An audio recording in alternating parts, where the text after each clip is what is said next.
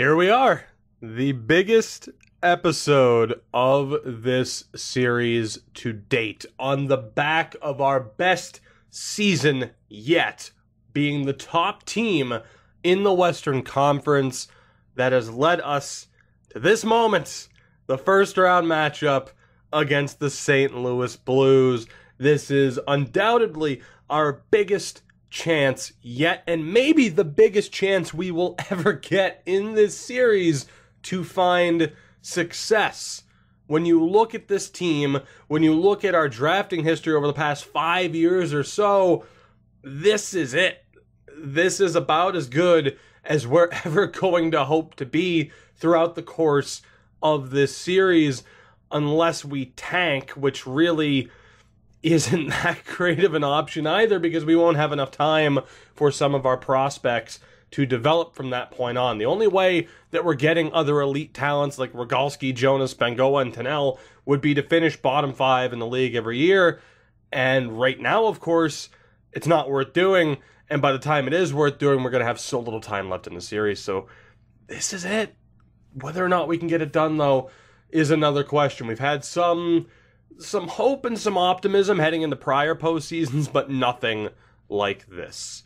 This is the team that we are taking into this matchup. Now, I have made a couple of changes, including changing Rogalski to a two-way from a sniper and making Trent a sniper as well. Of course, Bengoa's been a two-way. We know he's capable. Hell, he just had his best season ever. But last year when we got to the playoffs, both kind of disappeared. So I'm wondering if maybe that'll help out. If you believe in position change or player type changes, making an effect, this might be a negative, this might be a positive. If you don't believe it does anything, then hey, whatever, it doesn't really matter. And Tommy Tannell, of course, is still the playmaker of that line. But again, Trent's 32, Tannell's 30, Rogalski's 28. It's their prime, and we have to get the job done here. Manny Jonas, still 24 years old. Stephen Belfour is now going to be the center of this line over Kyler Yamamoto. Just a minor change. He's technically a better center, so that's one of the things that have changed.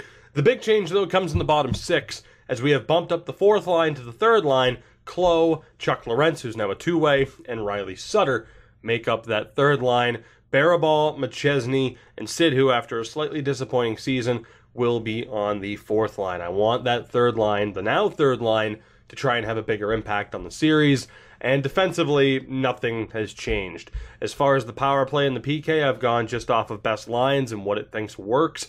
The goaltender is Joshua Oshie.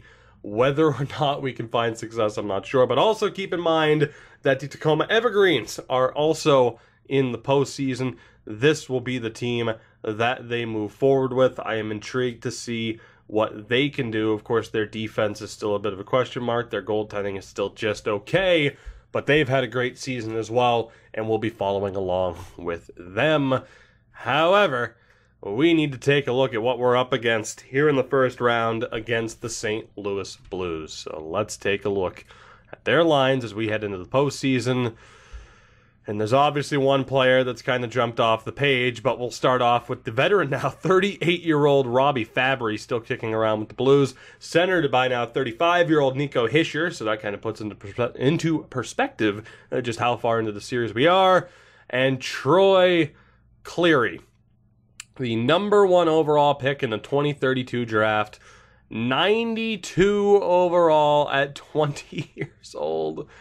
Oh my God, only 88 offensive awareness, but he is a monster. He put up 51 points in his rookie season, a minus 16, yet they're still here in the playoffs. I would absolutely change him, more than likely to a two-way, but power forward might work. Hell, he could be a sniper with that shot. It's a very interesting player, that's a dominant player, and obviously someone we have to be concerned about. We move to the 2nd line, featuring Cameron Hogan, an undrafted player, centered by Pierre-Luc Dubois, and Duke Orpik. What a name, Duke Orpik.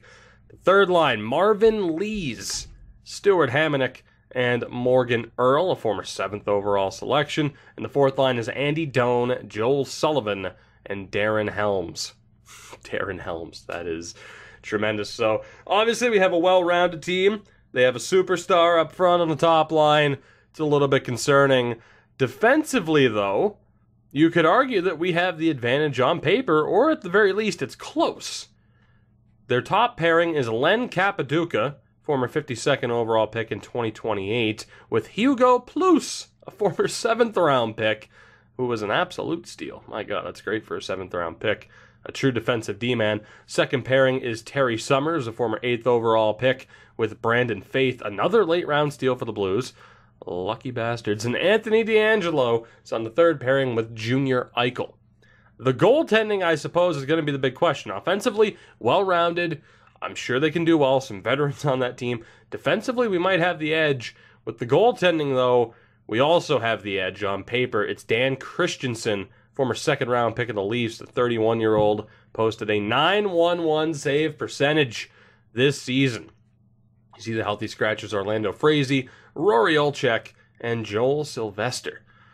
So offensively, it's close, I'd say. Would you give us the advantage in all three categories? Because I'd say that's debatable. That could very well be the case, which, knowing my team's and NHL 18's affinity for blowing it in the playoffs, I am just a tad bit concerned that things could go poorly here. But damn it, we're not going to think that way. We're going to think with optimism. We're going to have hope, and it's going to be soul-crushing, I'm sure. Let's do this. The Sea Cattle are back in the playoffs yet again. We have a postseason streak going. Certainly not anywhere to the levels of a certain franchise based in Detroit, but regardless, we're here. Game 1 against the Blues. Let's do this. First period, and the Blues strike first. It's Darren Helms with the lone goal, so the fourth liner gets the goal there for the Blues. 14 shots to 8 in their favor, and certainly not the ideal start for us. Second period, can we get on the board? No, we cannot. Still just 1-0 Blues up to this point. They're out shooting us. They have the lead on the scoreboard. I'm not feeling too good about this, but third period is underway. We know that we have the offensive firepower. It's just a matter of them performing, and there we go. It's Rogalski. He gets us on the board. We have a tie game, and Rogalski again. That's what I'm talking about. Someone who has the ability to take over a game. Rogalski has that ability. 5 minutes to go. We're up 2-1. Can we hold on? 1 minute left, please. No! Come on. Oh, we were so close. Pete Rogalski's 2 goals, and Duke Orpik ties it with 50 seconds to go. What an absolute heartbreaker. We are going to overtime here in Game 1. They outshot us 34-26.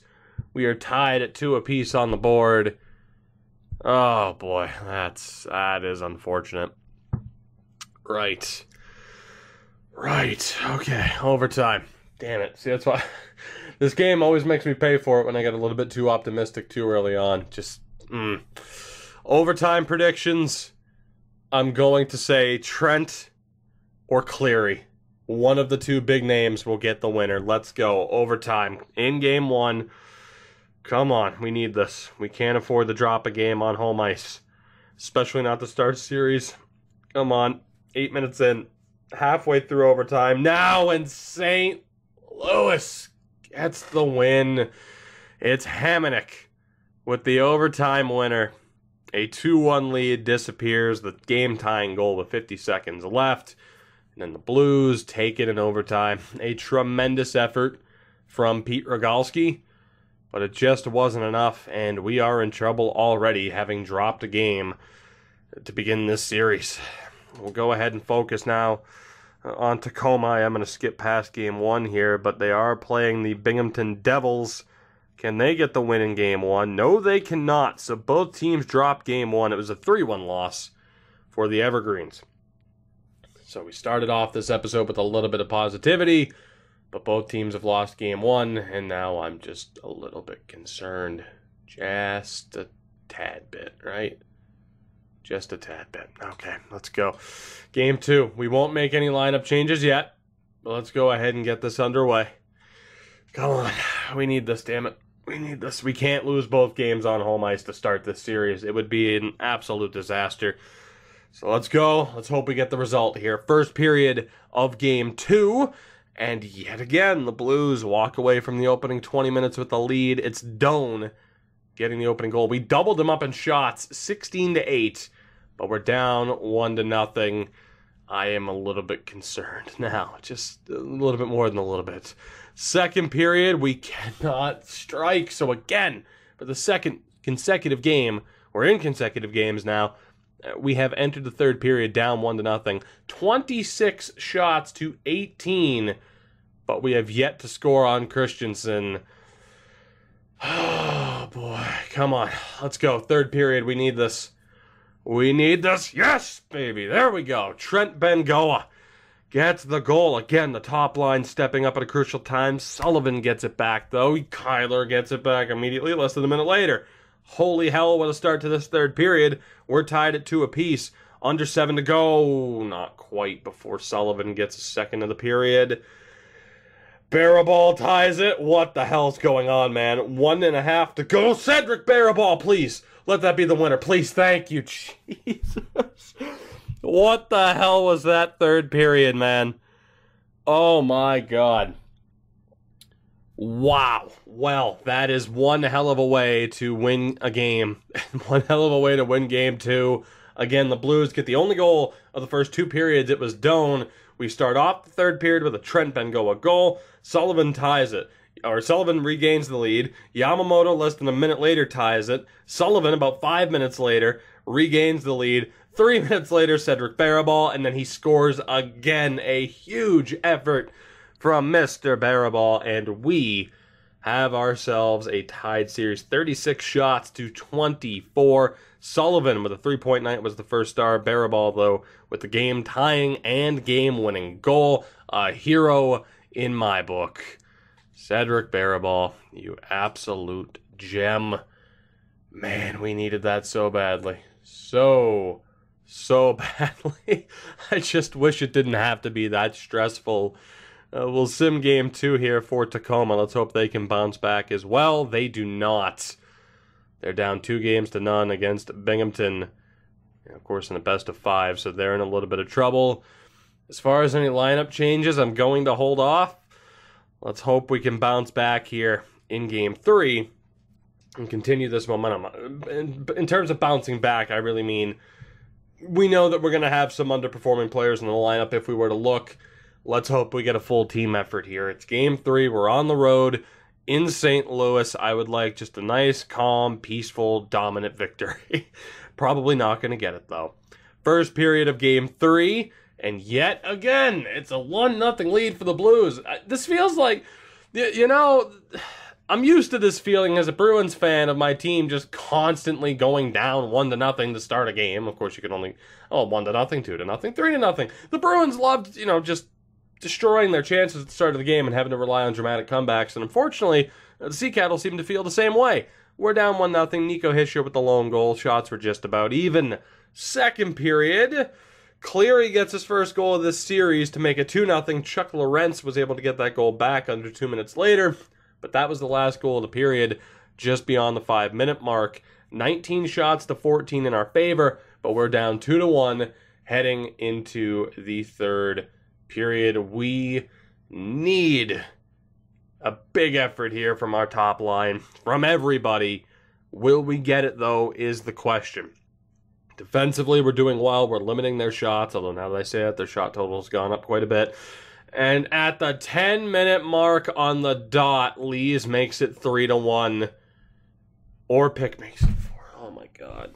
And we are going to drop game 3 here by the score of 4-1. That is unacceptable. The amount of secondary scoring that they're getting, and we are simply not. It's time for some lineup changes as we are down 2-1 in this series. Before that, though, let's find out if Tacoma's season and series have come to an end. Indeed, it has. So Tacoma, despite arguably, I think, their best season yet to date as well, they are swept in the first round. So our lack of AHL success continues. All right, what do we want to do here? So in fairness, that fourth line's done all right. Sidhu's been a little bit quiet. That third line has sucked. That third line has sucked. Right. So Lorentz, I mean, yeah, they at least have points, but just, damn. What do I want to do here? I honestly don't know. Do we just call up? I mean, no points there for Sidhu. No points for Sutter, but he is a minus player. 1 point for Kyler. That second line's way too quiet. The top line's not doing that well either. What do I want to do here? Just so many players are underperforming. Do I try something drastic? I want to break up that third line because they're just not getting it done. But I also want to keep Barabal and McChesney together, and the easy call-up option would be McChesney. Again, the top line's doing okay, but they're not exactly killing it. Second line, 3 points combined. The third line's been brutal. The fourth line, Sidhu hasn't done much, but for the most part, it's been kind of sort of okay. So, I think... What do I want to do here, man? This sucks. Why do so many players have to be underperforming? Is there at least an easier decision to make defensively? And there is, and that's to kind of swap these guys around here. Let's put Parker into a more ideal situation. We'll go Reza and Bishop. And then offensively, Jonas, Belfour, Kyler. What do I want to do here? Again, Lorentz hasn't been that good. The entire third line hasn't been that good. I'm just trying to think of what we can do here. Maybe... Do I have more faith in Klo? He's a -2 with 1 point. I'm thinking maybe Sidhu, Lorentz, Sutter? But would we be getting the most out of Sidhu? Probably not. Is there anybody worth calling up now that their season's over? We have that option. Because I'm not happy with that third line at all. They underperformed last year. I think they've underperformed every time we've made the playoffs. These three. Right. Who would be worth calling up and giving an opportunity to? Hamhuis is a veteran. Logan Volk is a veteran. Baron Tool. How'd he do in the regular season? 60 points. How did Brent Bitts do? 66. Dwayne Moses with 36. All right, so I'm going to guess it drops off from there. Volk had 85 points. Good Lord. And Hamhuis had 47. I think we have our answer. Volk, Rintoul, and Bitts. Let's give them the opportunity. Why not? What do we have to lose? We're already down 2-1. We have some underperforming players, and this will give us some new-look opportunities offensively. For example here, Barabal and McChesney have been okay, but Bitts, Volk, and Rintoul all did really well. You know what? I think that's what we're going to do. So wait, Rintoul had what, 60 points? He did. Rintoul, Sidhu. I guess I'm alright with keeping Sidhu, Barabal, and McChesney there. Although, like I said, I want to break up the second line as well, just because they're not exactly killing it. I'm just trying to think of the perfect combination here, and I'm not sure what it is. I'm trying to think. Maybe. I just want to see what this looks like. I'm not committing to this. I just want to see what this looks like. Bitts, Volk, and Rintoul as the fourth line might not be fair, but it would give them a chance to try and get it together. You know what? I'm going to try it. It's not as if our fourth line can't produce. So we might as well go for it, and then again swap Parker and Reza. We'll go best lines in the AHL, and then our power play, I am willing to leave it that way. Let's do it. Why not? A couple of just throw it at the wall and see what sticks style of lineup changes, because we don't really have any other options. Players that have continually underperformed in the playoffs are continuing to do so. Shocker, but of course that's the downside to us not getting anybody great in the draft for the most part, for the better part of 5 years at this point. So let's go. It's game 4. We're down 2-1 in this series. A loss here would be devastating. So let's hope we get the result, right? We better get the result. First period of game 4. And that is a much better start. There we go. We needed that. We finally get off to a strong start in this game. Kyler Yamamoto and Tommy Tunnell with the goals. And it's 2-0 Sea Cattle, 15 shots to 5. A dominant period. That is exactly what we needed. But now the question is whether or not we can hold on to this momentum. Can we build upon it? Second period, just what the hell? Oh my God. Well, at the very least, we walk away with the lead thanks to a goal by the captain, Trent Bengoa, with 31 seconds to go. But otherwise, we blew a 3-0 lead. Manny Jonas scored under 4 minutes into the period to make it a 3-0 lead. From there, though, Cleary and Hamonic, 2 goals in just over a minute. And then Doan made it 3-2 St. Louis, or 3-3, excuse me. I keep forgetting it was 2-0, not 1-0. So yeah, it was 3-0 at that point. And then the 3 goals by St. Louis to tie it up at 3. Trent Bengoa with 31 seconds left in the period has made it 4-3. I'm losing my mind because of this, and you can't blame me. Like, just this game needlessly tries to stress me out. It's 4-3. Heading into the third period, we blew a 3-0 lead. St. Louis tied it. Trent Bengoa restored the lead. Overtime is probably on the horizon. If I'm fortunate enough, who knows? Maybe St. Louis will have another 2-goal period, a 3-goal period here. I don't know, but we're halfway through the third. I can't help but think of all these possible scenarios in my head, and it's freaking me out, but all I do know is that we're 3 minutes away from tying the series. Sid, who, with the biggest goal of his career, O'Donnell with the empty netter, the icing on the cake. And the Sea Cattle have tied this series up at 2 games apiece off the back of a 6-3 victory. We get to Christensen in this game, thankfully. Evan O'Donnell, 3 points. 3 points for Jonas, 2 points for Tommy Tunnell. And again, this series is tied. A much better performance from us there, from a 4-1 loss to a 6-3 victory. Whether or not we got a little bit of a boost from the players we added to the lineup, I'm not quite sure. O'Donnell's our leading scorer with 6 points in 4 games. I have to wonder, how did that new fourth line... Jesus Christ, that fourth line got ripped apart. The third line, though, is looking okay. McChesney on 2 points. That fourth line got ripped apart. Right. What am I going to do here? So Sidhu had 2 points. He's a +3.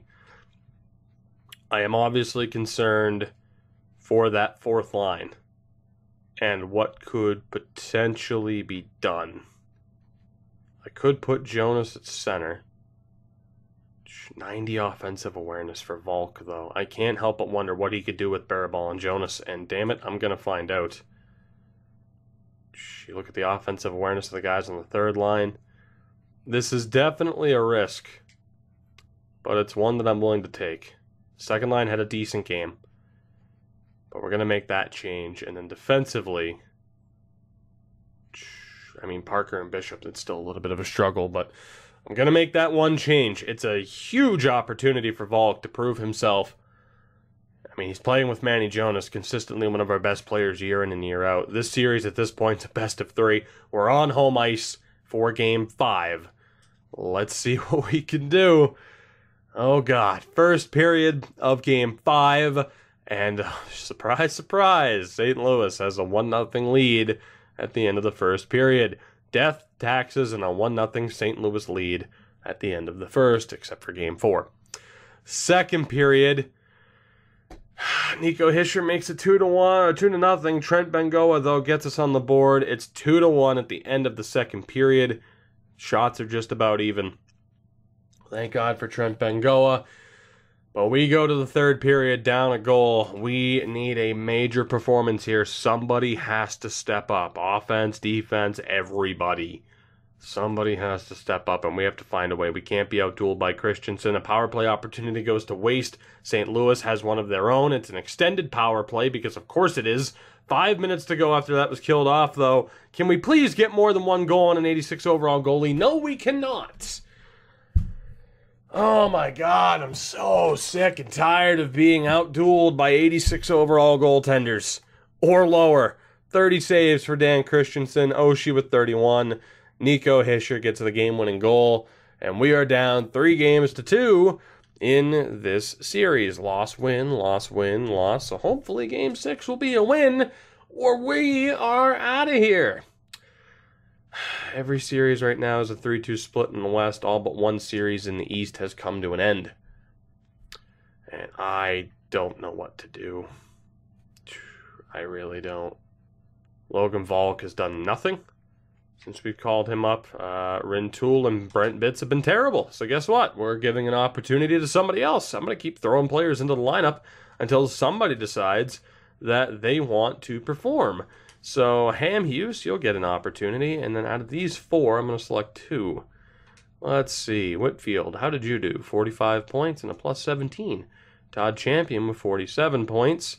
Redden with 55.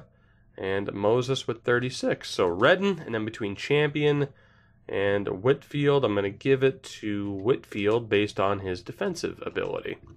Why not? What's the worst that can happen? What, we lose? Much. It's just like we lost with other players in the lineup. All right. So who's doing well? Let's see. 3 points for Rogalski, 4 for Bengoa, 6 for Tennell. Manny Jonas has 4 points. Same as Bengoa, correct? Yes. Belfour has 2. 3 for Kyler. So we'll bump him over there. Barabal with 3 points. Sorry, Belfour, you're gonna be kicking all the rocks here. 2 points there, 2 points there. And then the newbies. So Redden, Ham, Houston, Whitfield. We're gonna go Sidhu, McChesney, Belfour. And I think Rogalski. Someone's going to have to play on the off wing, right? No, I could put Rogalski at center. So go Barabal, Rogalski, Yamamoto, Tennell. Or actually, Jonas, Bengoa, Tennell. That's going to be the team. Again, what do we have to lose? And then defensively, Jesus Christ. I mean, Parker and Bishop are just getting... You know what? Bishop has been awful in this series, and I feel like he's dragged down every teammate that he's had.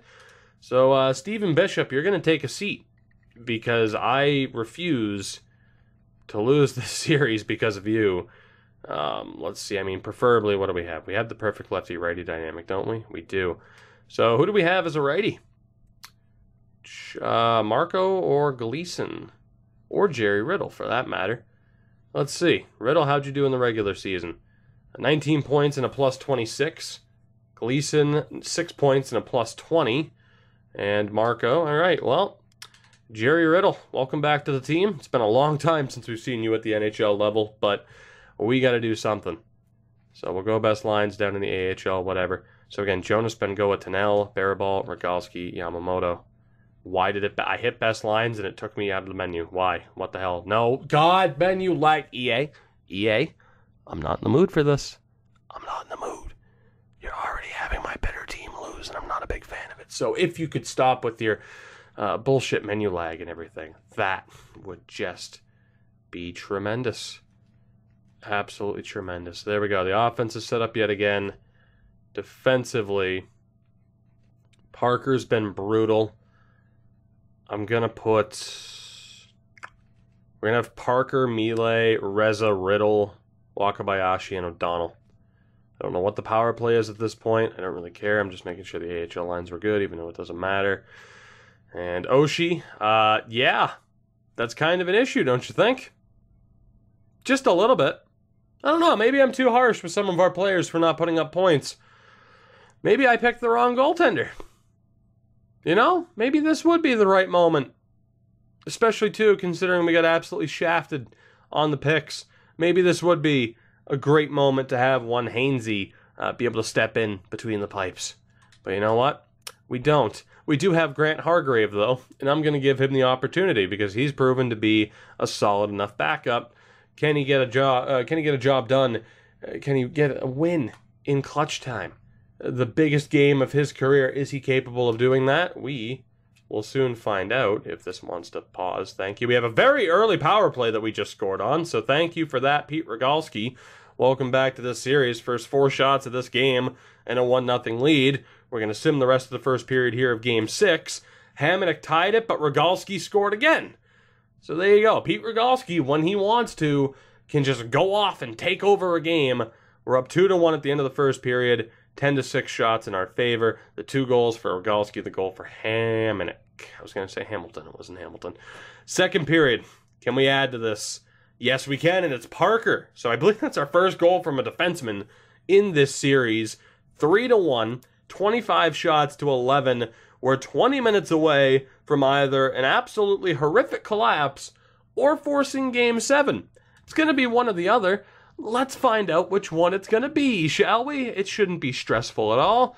5 minutes down, we're a fourth of the way there, still 3-1. We're halfway there, still 3-1. Grant Hargreaves, so far so good, buddy. Just hold on. 5 minutes left. Can we force Game 7? Yes, we can. Mile, the empty netter. It's a 4-1 final. A huge performance from Grant Hargrave, who somehow didn't get a star. 3 points for Rogalski, the 4 assists for Belfour, and a 2-point night for Sam Mile. And the Seattle Sea Cattle have bounced back to force a Game 7 in this opening round series. Every Eastern Conference final matchup is done. We have 3 Game 7s out of a out of a possible 4. 3 out of 4 series in the West are going to a Game 7, including ours. I am quite stressed and panicky, and I'm sorry, but man, this means a lot, and Hargrave is starting Game 7. Or is he? Oh, God. Do we give it to Hargrave or do we give it to Oshie? I don't know. 83 poise rating, so you can't blame that. I don't know what to do. I don't know what goaltender we start lineup-wise. Jonas, Bengoa, Tanel, Barabal, Rogalski, Yamamoto. How'd our fourth line do? McChesney's now a minus player. And the fourth line wasn't overly terrible, so that's a good way to start. Defensively... never mind, O'Donnell has a goal for us in the series. Parker has still been brutal. I know he scored a goal in the last game, but he has still been just so brutal. You know, to the point where I'm going to shelter him with O'Donnell and put Mile with Wakabayashi. He's just been that bad defensively. So maybe playing him with O'Donnell is the way to go and is what we need. Aside from that, I'm a little bit worried about McChesney at center, but the team will stay the same. Actually, I'm going to put Sidhu at center. He's not that much worse. So we'll put Sidhu at center just to kind of get a different look from McChesney. And we'll see how that goes. Redden with the 84 offensive awareness. I'm tempted to give him an opportunity. We won't, though. This is the team. If we can't get it done, then I don't know what to say. I really don't. And I know that I've been a little bit quick to jump and move players around and flat out remove them from the lineup. But we've failed so many times in the playoffs when you can argue that we should have found more success. This is the biggest game in the history of this series. Game 7 here in the first round. The Western Conference best team in the regular season, the Seattle Sea Cattle, on home ice against the St. Louis Blues. 1 versus 8. Can we get the win? Let's find out. First period. And it's a decent start. Trent Bengoa and Steven Belfour with the opening 2 goals. Earl gets one back for the Blues. 14 shots to 5 in our favor. But we are up 2-1 on the board. Lovely stuff. Right. Second period. And Trent gets another one. The captain leading by example. It's a 3-1 lead. 28 shots to 12.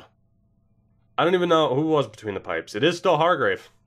Right. Well, I'm not too upset about that, I don't think. It's working out so far, and we're playing great defense in front of him. We are 20 minutes away. Can we get the job done? Game 7, let's go. Come on. Hargrave may just be our Scott Darling, and he might just get us to the next round. Power play opportunity here that we can't take advantage of, but we're halfway through the period. Can we hold on? Please. Under 5 to go. Please. Fabry scores. 5 seconds, and yes! Oh, I was going to jump into the game, but it didn't let me pause because I wanted to see the handshake line. I don't care. Is that the first time we've gone to the second round? I don't even know. I don't care. We are, at the very least, going to the second round. Robbie Fabry's goal with 2:05 left was not enough to spark a comeback. The Seattle Sea Cattle are going to the second round. Bengoa and Tennell get it done. This game is extremely disrespectful. I'm losing my mind. It's fine. I don't care. It's out of pure joy and happiness instead of misery for once. Oh my God, we're advancing. We're moving on. It's a great thing. It's a lovely thing. Grant Hargreaves, 2 games, 2 wins, a .937 save percentage. That raises the question of who starts in the second round. I'm going to say it's Oshie, but at least we know we have Hargreaves there if he wants to step up. Oh my God. Like, I'm so happy. Just thank God we won the series. Oh, that would have been such a major disappointment to have crashed and burned from there. Who are we playing in the second round? We're playing the San Jose Sharks in round 2. It's Winnipeg, Nashville over in the East, Buffalo, Carolina, Washington, and Pittsburgh, because, of course, we are playing the San Jose Sharks in the next round. But we have a major question to answer, multiple questions to answer, and that is, what the hell does our lineup look like? Who do we call back up from the AHL, if anybody? Do we keep this team together? Look at how many players we used in this first round alone. All of these forwards. Tennell led the way. Trent Bengoa with 5 goals. He was a monster. Rogalski had 2 2-goal games. I mean, the question is, who do we use? Who gets the opportunity? What do you guys think? Let me know what you'd have the line combos be in the next round for both forwards and defense, of course. And whether or not we call up Bishop, it was probably a big move to scratch someone who had 3 points in 5 games. But that -3, it's like, I expect better from these top 4. I mean, along with Reza and Wakabayashi, they are focal points, and I'm still concerned at the fact that the plus-minus is as low as it is, but hey, it worked out. Despite Joshua Oshie struggling to an extreme extent, we are moving on. Hargreaves saves the day, and just to look, oh my God, I shouldn't have looked. I shouldn't have looked. Oh boy. Well, if there's any justice, we'll lose to him in the Stanley Cup final. Guys, that'll do it for this one. I am so happy to say that in the next episode, we are taking on the San Jose Sharks in round 2. Again, let me know your opinion on what the line combinations should be. But for now, we're out of here. So as always, if you enjoyed the video, if you want to support the channel, make sure to leave a like, subscribe, and click the bell. Links are in the description to my Twitter and Twitch. Give me a follow on both of those platforms if you have not already done so. And until next time, I'm gonna just go take the dog for a walk or something because I'm stressed as hell. God. I'll see you guys in the next one. Goodbye for now.